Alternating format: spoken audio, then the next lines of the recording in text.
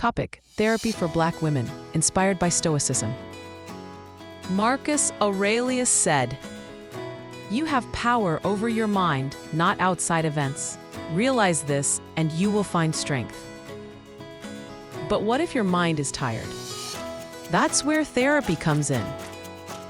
Stoics believed in facing truth, not avoiding it, not running from it. Black women are expected to carry too much, to be the strong one, the fixer, the backbone. No one is meant to carry the world alone. Epictetus said, "People are disturbed not by things, but by the views they take of them."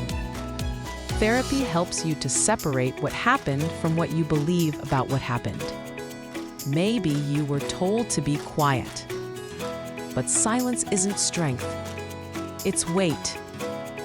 Seneca wrote, "It is not that we have a short time to live, but that we waste much of it." Therapy is not a waste.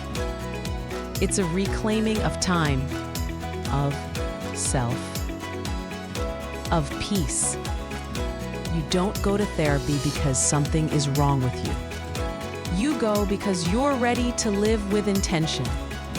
The Stoics practiced reflection daily. So why should you carry trauma for decades?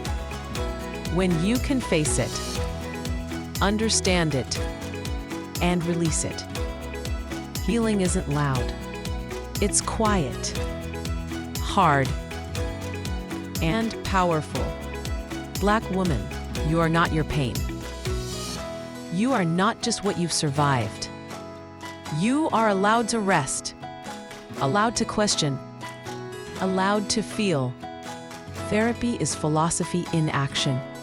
It's you choosing wisdom over suffering, clarity over chaos. Strength is not pretending. Strength is facing the fact, I need help, and then getting it. You're not broken. You're becoming.